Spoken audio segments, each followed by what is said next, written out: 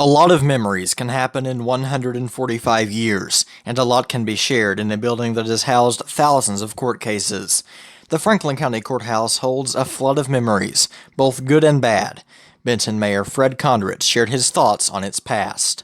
Yeah, the greatest story I think I've ever heard was is about Joe Hickman, who was an attorney for years in Benton, and for years you could not smoke in the courthouse naturally. So they changed the rule, and Mr. Hickman was kind of a character, and he made a comment. Somebody said, a Joe Hickman's smoking a cigarette on the second floor of the courthouse, and it's against the rules. And they said, you go up there and tell him that. This young man went up there and said, Mr. Hickman, it's against the rules, to smoke a cigarette at the courthouse. And he said, okay, hold your hand out. And he flipped some ashes in their hand and just laughed. And of course, they got a big kick out of that. But the courthouse is 145 years old. It's part of Benton. It's been here all my life.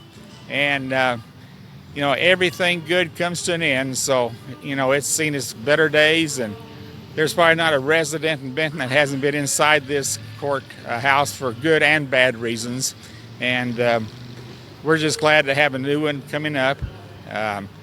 It's a challenge to put a new courthouse where the old one was on a square. So, we've masterminded this. We've worked with the city's working with the county's working with IDOT, and I'm very confident it's going to work out. Although the square will be busy, business owners like Joe Sprague want the public to know they're open for business. Well, one of the biggest concerns of everybody involved is the parking, and we want our customers and everybody to know that the square is open, that the parking spots around the outer part of the square are for customers only. We're not going to have a problem with contractor trucks and equipment being parked around here.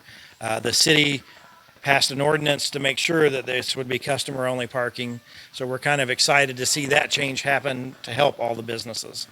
So that should be a big help to us, but we are all open and we definitely need their business during this time. So Demolition of the courthouse is expected to begin Monday and take a little over a week. Reporting for Williamson and Franklin County News in Benton, I'm Aaron Price.